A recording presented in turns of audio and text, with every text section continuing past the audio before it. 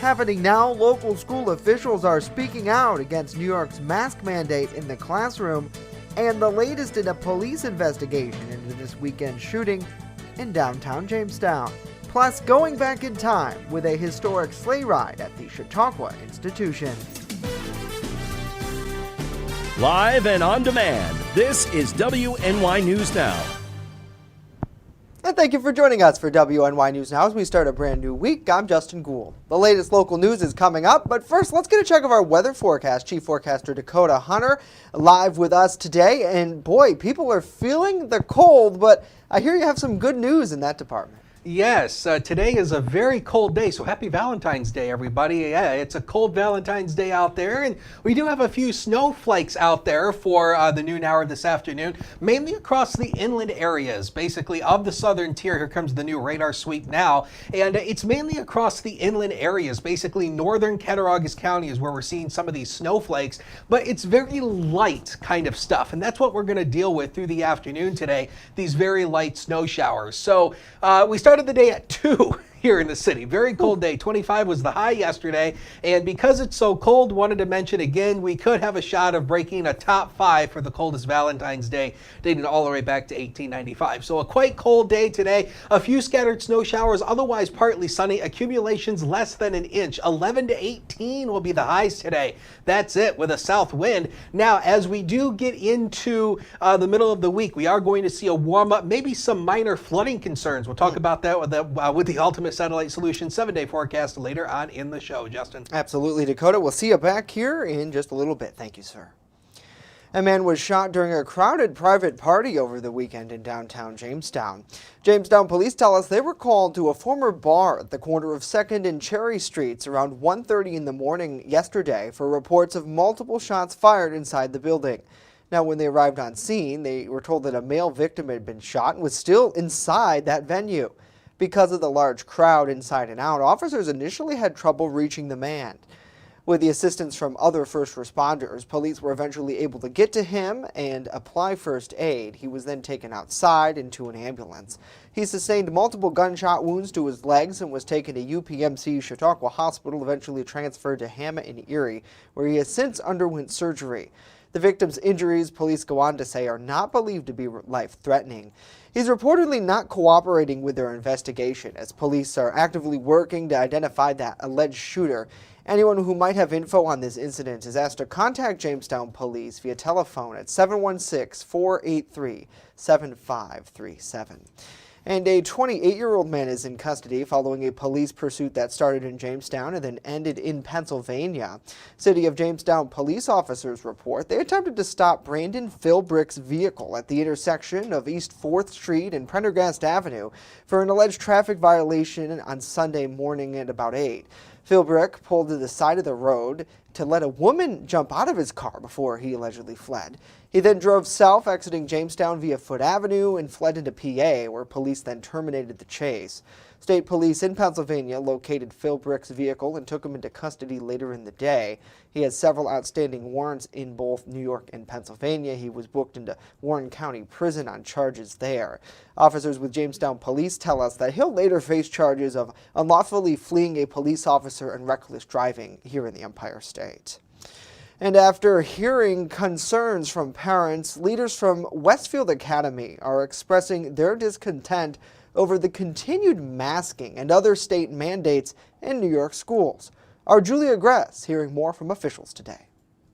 The Westfield Academy and Central School Board of Education sent a letter to Governor Kathy Hochul to communicate what they believe to be the ineffectiveness of the mandates they continue to adhere to. President of Westfield Academy and Central School Board of Education, Wendy Diamond, tells us the letter was prompted in part by Erie County superintendents sending similar letters, as well as last week's masking update. And then in light of our governor's recent decision to stop the masking in places that aren't schools.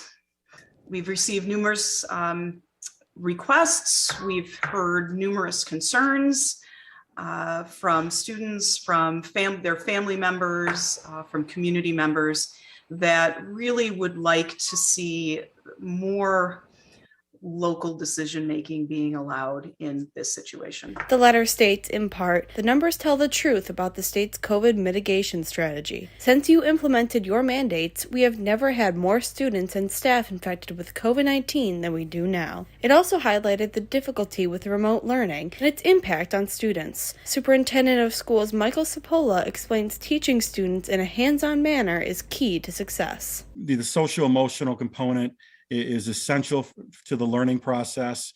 And when we're remote, our students just don't have access to that component of learning. So I concur, it is vital that we maximize the amount of in-person instruction as possible for our students. While the letter does question the effectiveness of the mandates, it is also a call for local decision-making. What works for Albany doesn't necessarily work for Western New York or for Westfield. So ideally, the next step would be to allow schools to make the decisions that they feel fit our community best. Both Diamond and Cipolla assured community and family members that should a worsening COVID situation arise, they will continue their strong relationship with the county health department to determine the best course of action for their specific situation. Julia Gress, WNY News Now. Julia, thank you. Westfield school leaders are not the only ones opposed to the masking requirement. Chautauqua County Executive P.J. Wendell also now urging the state to remove it. And after a day on the slopes at Peak and Peak, people could enjoy some chili and donate to a good cause yesterday.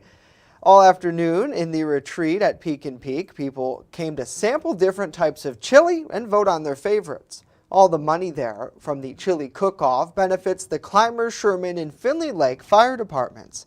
There was also a 50-50 raffle to support the Taylor family, who lost their 1-year-old in a fire last month in the village of Sherman.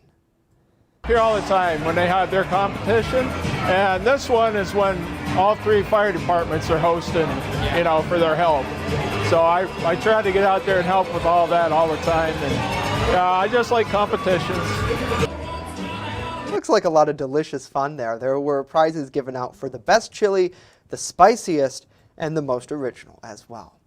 We thank you for joining us for WNY News Now. A lot more to tell you about as our program continues. The latest push to change New York's bail reform. We're hearing from local law enforcement in our community about what's wrong. And later, an update on the race for New York governor, the latest endorsement there. Stay with us. WNY News Now will be right back.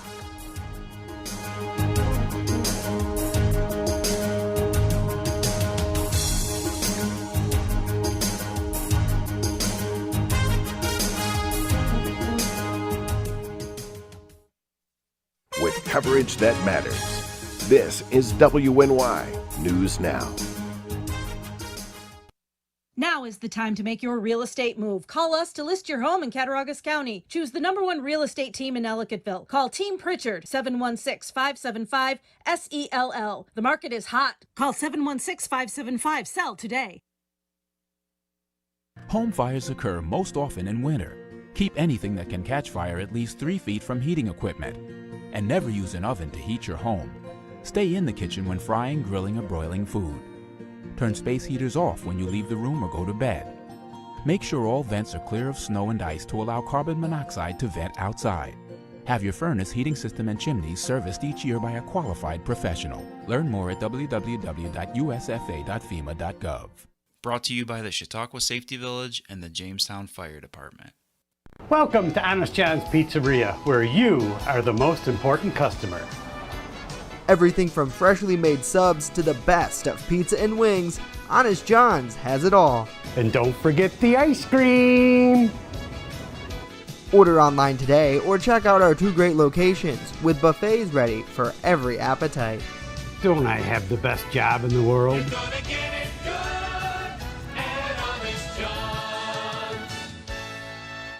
EagleZip.com is your local one-stop shop for all of your home and business computer needs. Located on Fluvan Avenue Extension, just outside of Jamestown, EagleZip.com sells and services all brands of desktops and laptops, as well as servers and network equipment for your business. All new computer sales include transferring your data from your old computer plus a 2-year warranty. Call EagleZip.com today. Stop by EagleZip.com today and let us make computers easy for you. You're watching WNY News Now, where coverage comes first.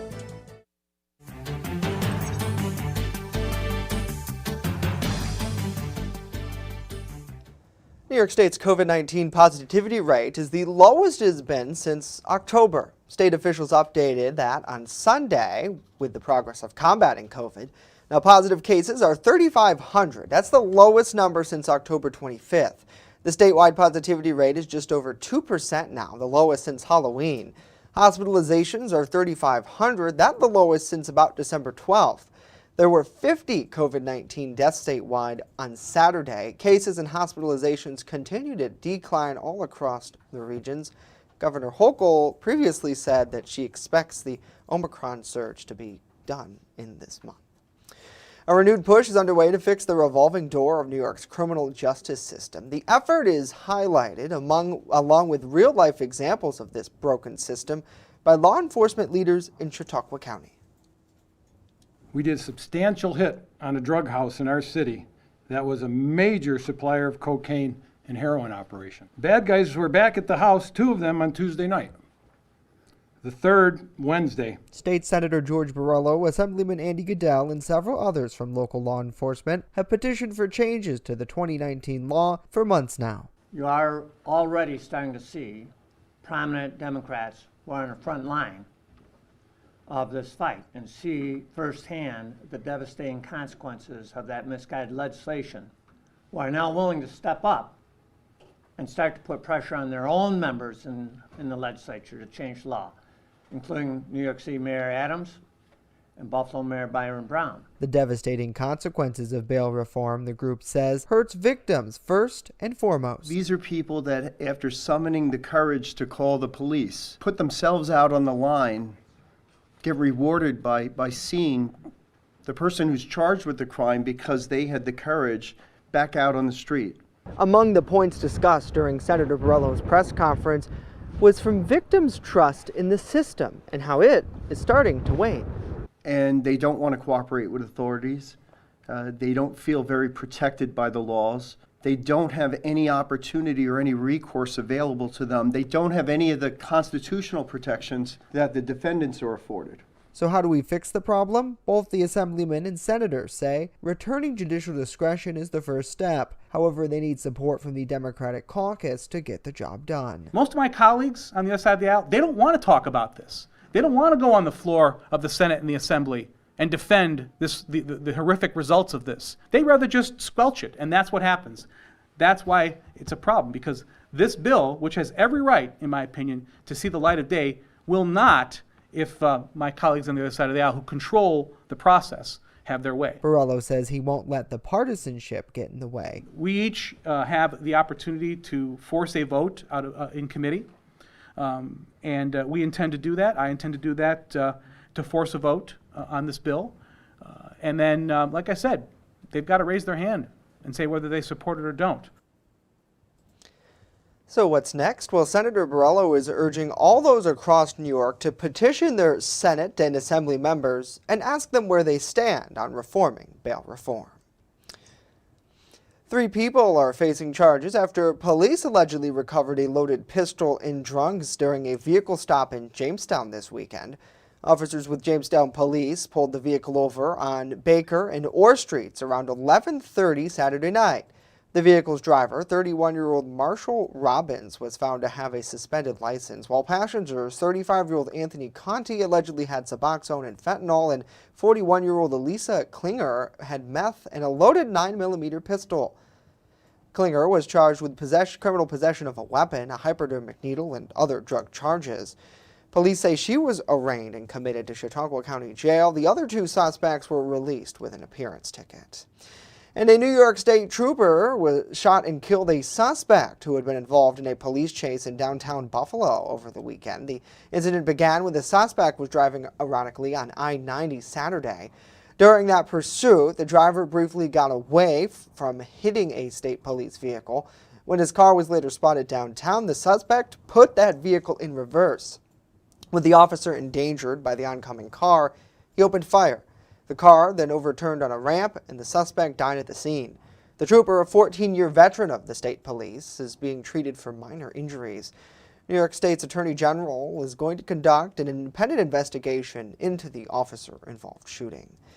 And U.S. Senator Kirsten Gillibrand has endorsed Governor Kathy Hochul in the race for New York's highest office today.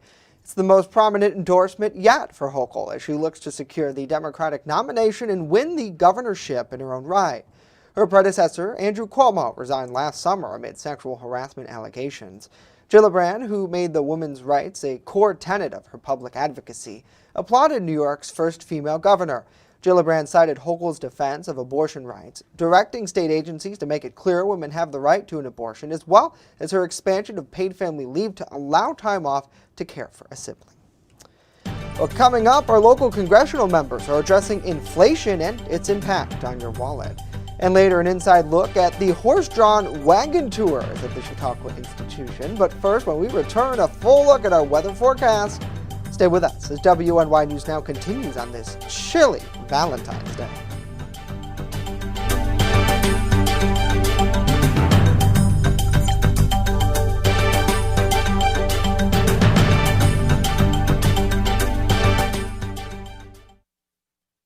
You're watching WNY News Now, your source for breaking news.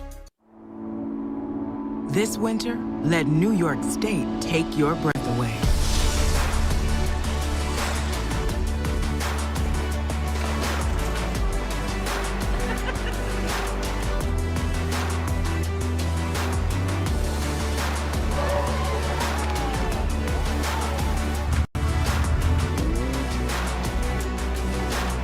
Come be a part of it. Plan your winter getaway at iloveny.com. There's an old saying, there's no news in the newsroom. Well, it's true. The time I spend at the anchor desk is just part of my day. Most of our time is spent gathering stories in the community, stories that matter to you. We can't do it alone, and we need your help. When you see breaking news or have a news tip we should know about, drop us a line on Facebook today, email our news desk, or call our newsroom at 488-7226 so we can bring those stories straight back to you. I'm a survivor. I'm a survivor. I'm a survivor. Testicular cancer is the leading form of cancer in men aged 15 to 35. 1 in 250 men will be diagnosed with testicular cancer. But 98% will survive if detected early. As a survivor, I believe early detection is the key. Learn how to do a testicular self-exam and other important facts about testicular cancer at oneball4tc.com. With coverage that matters, this is WNY News Now. Fast, accurate, and everyday. First Defense Weather. Well, welcome back, everybody. Wanted to give you a live look over Chautauqua Lake. And yeah, the ice is still out there on the lake, but we're seeing the clouds break apart. So we are going to see some partial sunshine through the day in between those snow showers. But man, what a chilly start to the day. 2 here in town. How about 2 below in Randolph, 5 below Clymer, 4 below in Fredonia, a goose egg in Dunkirk, 0 in Warren. So it was a very cold start to the day. But the good news is after we get through today, we're going to be done with this for at least a little while. But winter is still young. We still got more winter yet to come here. You can see mostly sunny downtown from the HD News Now cam, only 13. But look at what a northwest wind of 12 does. Creates a wind chill of 1 below 0. So yeah, if you are going out today, you are going to have to bundle up because it is very cold. But we are going to see a late thaw coming our way as we go into into the middle of the week. Take a look at the temperatures here. 24 tomorrow, 48 on Wednesday, 49 on Thursday. Both Wednesday and Thursday, these 2 days, it's going to be very warm, and we are going to see widespread rain on Thursday, but then the temperatures go back down in the 20s. So speaking about the rain, this is the rain forecast for the next 5 days. This is known as quantitative precipitation, or QPF. And you can see we're looking at about 1 inch to 1 1/4 inches throughout all of western New York by the time we go into Wednesday and Thursday. So this is something we are going to have to watch. Obviously, with the warmer temperatures and the rain could cause some snow melt, so we are going to have to keep our eyes on that. We have a trough that is right across the region right now, keeping the cold air in place, but we are going to see this move our way, and that is going to bring us a little bit of a change in the weather pattern. So future scan shows you those light snow showers through the afternoon hours today. Really no big deal. Again, accumulations about less than 1 inch out of that. We should stay partly to mostly cloudy through the overnight hours. We'll keep the chance for at least a light snow shower in there through the overnight hours. Tomorrow, I do think the clouds will start to break up a little bit, going partly to mostly sunny for much of the day on Tuesday. So Tuesday will be the better weather day over the next couple. So partly to mostly cloudy tonight. There's that scattered light snow shower chance. 3 in the valley. Some spots may go around a goose egg by tomorrow morning. 14 at the lakeshore. Now, how about the lovely next 7 days coming up, powered by Ultimate Satellite Solutions? So you can see 24 with at least some sunshine later in the afternoon. Turns much warmer on Wednesday. Also turns windy as well. Steady rain showers Thursday. Could potentially be a flooding issue. Have to watch that. And the cold air returns as we go into the first half of the weekend. But it does look like we moderate a little bit into Sunday, Justin. Yeah, it looks like our spring maybe here. We'll see. I mean, it's a roller coaster here in Western New York. It's just crazy, but I have never seen so much love in that forecast. Dakota, thank you very much for that. And did you get a chance to watch the Super Bowl last night? Yes, I did. Because it was crazy on and off the field. The Los Angeles Rams, they defeated the Cincinnati Bengals 23-20 to win Super Bowl 56 on Sunday. Now, fittingly, the game had a Hollywood ending with a suspenseful 4th down stop by the Rams. It was only the second time in Super Bowl history that a team was able to play on its home field. The victory at SoFi Stadium ended a magical year for Rams QB Matt Stafford in his first year in LA. Stafford endured 12 tough years with the Detroit Lions before being able to play on a top-ranked team. His receiver, Cooper Kupp, was named Super Bowl MVP after having been named Offensive Player of the Year earlier in the week. Fans, of course, so excited. It was awesome, dude. I love the Rams. I'm so happy that they won. It was, oh my God. We needed this. You know, the pandemic brought us down so bad. People wasn't even coming together. Now we're together and we're happy. And we can go on and still fight. Thank you, Rams. You know what? You guys work really hard. Yeah, I wish I could be happy as her. The Bengals, though, they now lost Super Bowls 3 times in as many trips, a total of 12 points. That said, the Bengals' Joe Burrow has the look of a quarterback very likely to return to the big game in the years to come. Who knows? Maybe he'll face Josh Allen. Well, I guess he wouldn't because they're in the same division. But nevertheless, this goes to show you I don't know too much about sports. Moving on, you might be wondering how the protests in Canada might be affecting our lives here in the U.S. Well, experts say it's really bottleneck supplies is the big issue. Over the weekend, they continued against COVID-19 measures, which could still threaten trade between the two countries. Now, that's even after a police crackdown in Windsor, Canada, which cleared the Ambassador Bridge into Detroit. Now, that's a relief for the Michigan auto industry workers there. They're out of tens of millions of dollars after truckers shut down that bridge for days last week, blocking supplies into idling plants. Now that the convoy is inspiring other demonstrations along the border as well. Trade between the U.S. and Canada it consists of billions of dollars every year. So these demonstrations limit what goes into shopping carts, and protests are starting to inspire others around the area. Well, you might have noticed that prices are climbing at the grocery store and the gas pumps. Yesterday, the Bureau of Labor Statistics announced inflation had the fastest rate increase in 40 years.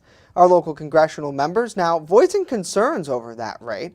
Washington, D.C. correspondent Rachel Knapp reports. The worst inflation in 40 years. Our local congressional members are sounding the alarm on inflation. Now, wages are rising, but inflation is rising faster.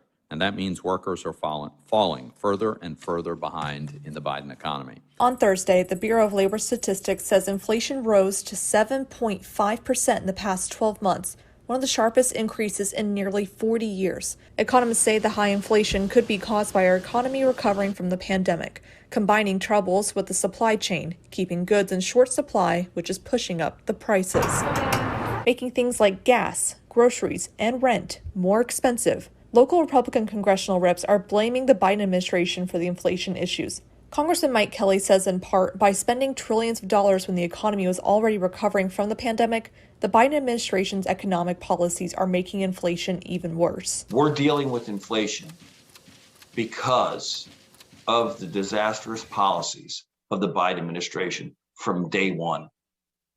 Day one, and it had implications here at home, and it had implications around the globe. Congressman Glenn Thompson says businesses he's met with have concerns about the supply chain, and this uncertainty adds to costs passed on to consumers.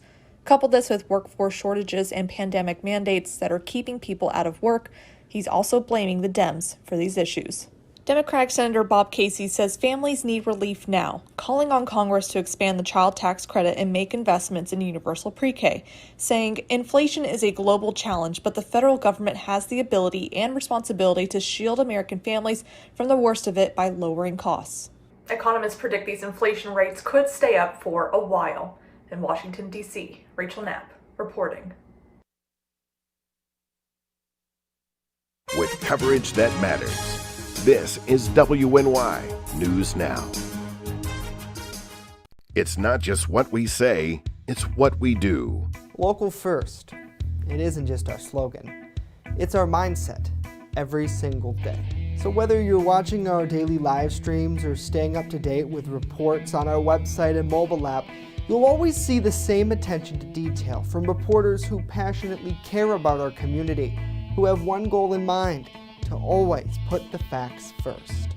For me, it's more than just getting the forecast right. What I love the most about my job is that I come into work every day to help break down the weather, letting people know how this is going to impact their day. We take pride that First Defense Weather is the only local weather team in the Southern Tier.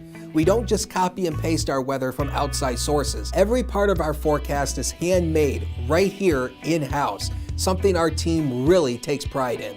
What matters to you matters to us. Every story, every day. WNY News Now, where coverage comes first. You're watching WNY News Now, where coverage comes first. Well, sometimes we need a break from being cooped up indoors during this cold weather season. A quick getaway might be nice. One option, a horse-drawn wagon tour of the Chautauqua institution. Erie News Now's John Last in this edition of The Last Word. There's a lot of history here at the Chautauqua Institution, and one way to learn about it is pretty historic too. For over 40 years, the State Line Draft Horse Club has given horse-drawn wagon rides at Chautauqua Institution. It's a great way to learn about the 750-acre Education and Recreation Center founded in 1874. If you don't mind braving the sub-freezing winter temperatures. And they wanted it like that. That's why it's called Thunder Bridge. Our guide on this day is Rod Anderson, who interjects our tour with some wit. The horses can't read. It's a one-way street, so we can go down it because they can't read.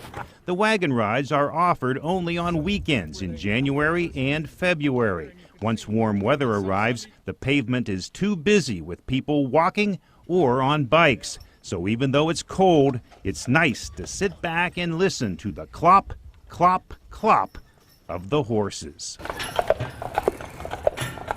The tour includes the Chautauqua Amphitheater, which hosts world-class performers.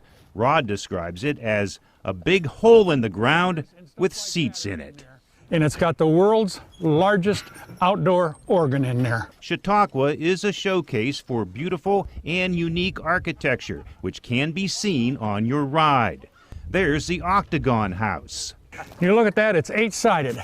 You look at the top, it would look straight down at the top, it would look like a star. It's really, and it's just a meeting place. There's the majestic Athenaeum Hotel. It's the largest wooden structure east of the Mississippi. It's the first one with electric lights, thanks to Thomas Edison. Edison is one of the many historic figures who has lived here or visited here. This was Edison's house. He was known to host many giants of industry on his porch for a sip of wine. The horses now take us to the former home of the founder of the old Murphy's 5 and Dime store empire. If you look closely, you can see the Roman numerals for 5 and 10 on the shutters. Chautauqua streets remain Millionaire's Row, especially near the lake, where condos have been built. With the last word at Chautauqua Institution, John Last, Erie News Now. Whoa! All right, John, thank you for that, getting some hands-on training there. That's it for us today. News 24/7 at WNYNewsNow.com. Have a great day.